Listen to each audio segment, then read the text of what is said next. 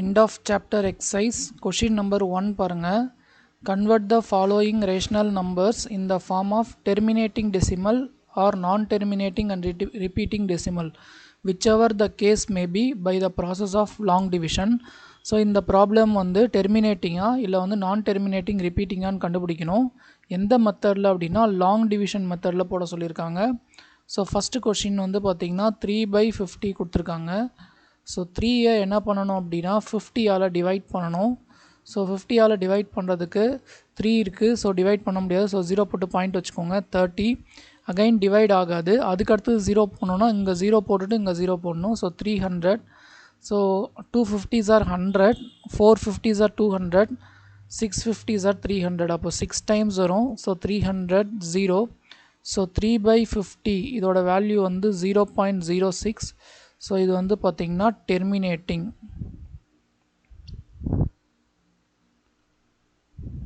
So next second subdivision பாருங்கள். 2/9 கொடுத்துருக்காங்க. So 2 என்ன பண்ணணும், 9ஆல் டிவைட் பண்ணணும். ஸோ 0 போட்டு பாயிண்ட் வச்சுக்கோங்க. 20, 2 9s are 18 வரும். ஸோ 2 அகைன் 0 வரும். 2 9s are 18, 2 அகைன் 0. ஸோ இது மட்டும் 2 2ன்னு போயிட்டே இருக்கும். ஸோ அப்போ 2/9 இதோட வேல்யூ வந்து என்ன அப்படின்னா 0.2222 எக்ஸட்ரா போயிட்டே இருக்கும். ஸோ இது நம்ம எப்படி எழுதலாம்னா 0.2 பார். ஸோ அப்போ இது வந்து டெர்மினேட் ஆகலை. அப்போ வந்து பார்த்திங்கன்னா இது நான் டெர்மினேட்டிங் அண்ட் ரிப்பீட்டிங். நான் டெர்மினேட்டிங், ரிப்பீட்டிங்காக நான் ரிப்பீட்டிங்கான்னு எழுதணும். ஸோ அப்போ இது வந்து பார்த்திங்கன்னா ரிப்பீட்டிங். ஸோ அந்த இது வந்து பார்த்திங்கன்னா ரிப்பீட் ஆகிட்டே இருக்குது 222 அப்படின்ட்டு. நெக்ஸ்ட்டு செகண்ட் கொஷின் பாருங்கள். Prove that √5 is an irrational number. So √5ன்றது ஒரு இர்ரேஷ்னல் நம்பர் அப்படின்னு ப்ரூவ் பண்ணணும். இது வந்து ஆக்சுவலாக 10th ஸ்டாண்டர்ட் கான்செப்ட். இப்போ 10th ஸ்டாண்டர்டில் இருக்கிற ஸ்டூடெண்ட்ஸுக்கு இந்த √3, √2, √5 இதெல்லாம் வந்து இர்ரேஷ்னல் நம்பர் அப்படின்றது ப்ரூவ் பண்ணுறது ஃபார்முலா ப்ராப்ளம் இருக்குது. ஸோ இதை வந்து பார்த்திங்கன்னா நம்ம கான்ட்ராடிக்ஷன் மெத்தடில் ப்ரூவ் பண்ணலாம். ஓகேங்களா? ஸோ ஃபஸ்ட்டு இது நம்ம எப்படி வந்து போடணும் அப்படின்னா லெட் √5 இஸ் ரேஷ்னல் நம்பர். இதை ரேஷ்னல் நம்பர் அப்படின்னு எடுத்துக்கணும் ஃபஸ்ட்டு. இது இர்ரேஷ்னல் நம்பர்னு ப்ரூவ் பண்ணணும். இப்போ நான் இதை ரேஷ்னல் நம்பர்னு எடுத்துக்கிட்டு நான் அதை என்ன பண்ண போகிறேன், இல்லை என்னோடய அசம்ஷன் வந்து தப்பு அப்படின்னு நான் ப்ரூவ் பண்ண போகிறேன். ஸோ ரேஷ்னல் நம்பர் அப்படின்னா இதை வந்து பார்த்திங்கன்னா P/Q இந்த ஃபார்மில் எழுதலாம். Where P and Q. So இல்லை சிம்பிளாக A/Bன்னு கூட போட்டுக்கோங்க. ஸோ உங்களுக்கு ஈஸியாக இருக்கும்.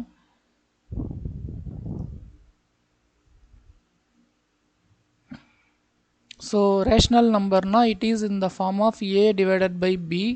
ஸோ இதில் AB வந்து பார்த்திங்கன்னா coprime numbers and B is not equal to 0. அது என்ன கோப்ரைம் நம்பர்னால் இதை வந்து டிவைட் பண்ண முடியாது, அதாவது சிம்பிளிஃபைடு ஃப்ராக்ஷனில் இருக்கும். ஓகேங்களா? ஸோ அதாவது கோப்ரைம் நம்பர்னால் காமன் ஃபேக்டர் வந்து 1 இருக்கும். ஃபார் எக்ஸாம்பிள் 2, 5 இது ரெண்டும் கோப்ரைம் நம்பர். ஏன்னா இது ரெண்டுத்தையும் காமனாக வந்து 1ஆல் தான் டிவைட் பண்ண முடியும்.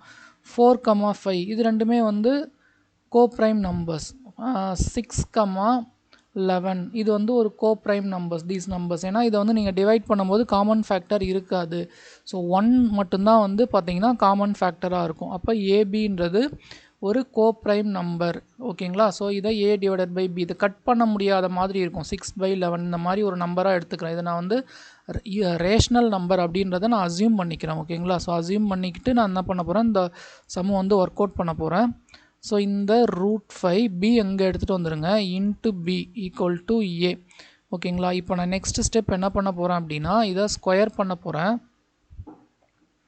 So squaring on both sides. So ரெண்டு பக்கமும் ஸ்கொயர் பண்ணிங்கன்னா √5 into B whole square into A square √5 square B square equal to A square. So ஸ்கொயருக்கு B கேன்சல் ஆகிடும். So 5B square equal to A square. So B square equal to A square divided by 5. So இது வந்து நான் equation 1 அப்படின்னு எடுத்துக்கிறேன். So நல்லா கவனிங்க. இப்போது 5 இருக்குதுன்னு வச்சுக்கோங்களேன். 5 ஸ்கொயர் வந்து பார்த்தீங்கன்னா 25. 25 வந்து 5ஆல் இது வந்து 5 ஸ்கொயர். ஸோ 25 5 டிவைட் பண்ணுச்சுன்னா 5ஐயும் 5 என்ன ஆகும் டிவைட் பண்ணும். ஓகேங்களா? ஸோ அப்போது இது வந்து நம்ம எப்படி எழுதணும் அப்படின்னா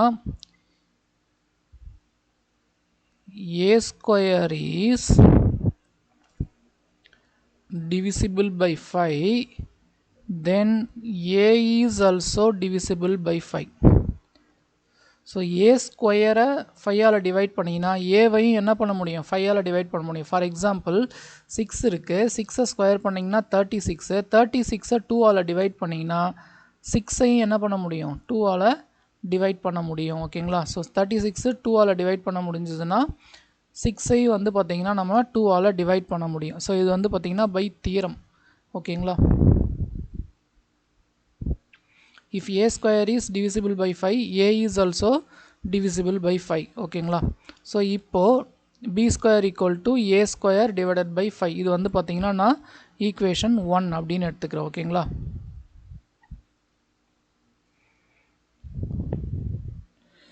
நெக்ஸ்ட்டு நான் என்ன பண்ண போகிறேன்னா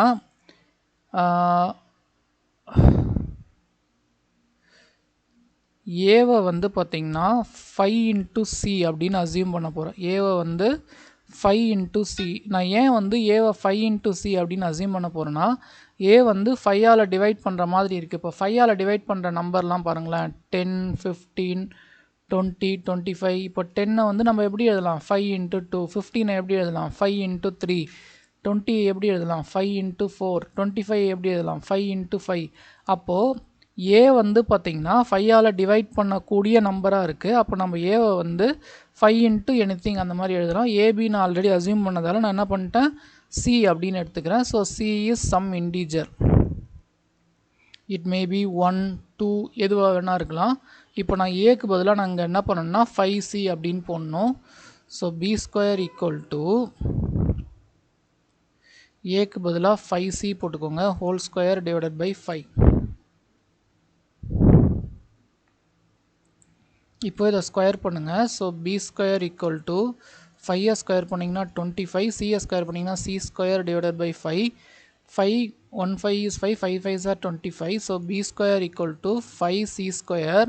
இதை அப்படியே திருப்பி எழுதுங்க, 5c square equal to b square.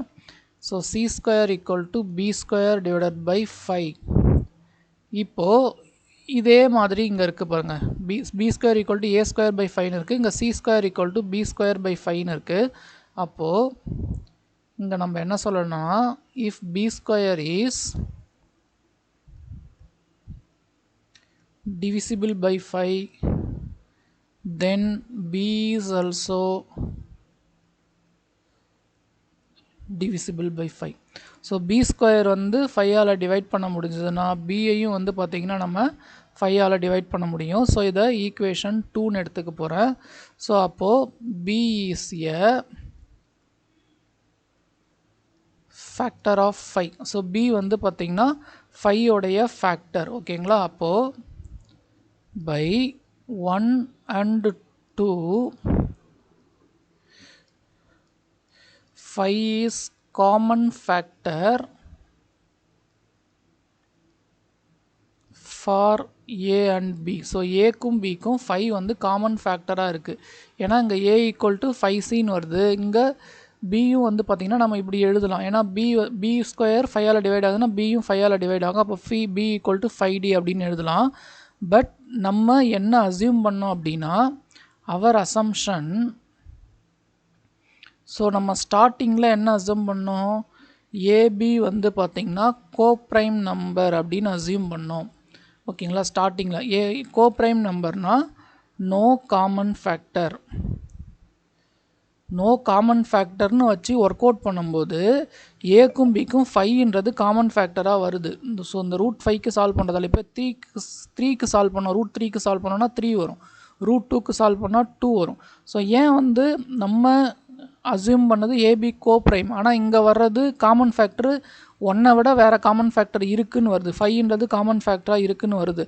So அப்போது ஏன் வந்து இது வருது அப்படின்னா திஸ் contradiction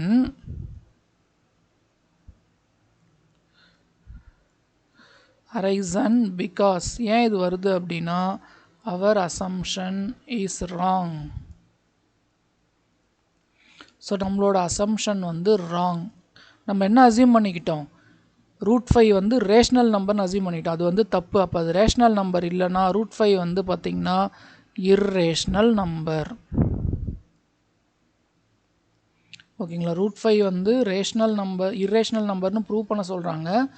நம்ம டேரெக்டாக ப்ரூவ் பண்ணாமல் அதை ரேஷ்னல்னு எடுத்துக்கிட்டு a/b ஃபார்மெட்டுக்கு எழுதுகிறோம். ஸோ a/b ஃபார்மெட்னா ab வந்து கோப்ரைம்னு அசியூம் பண்ணிக்கிறோம், b நாட் ஈக்குவல் டு 0.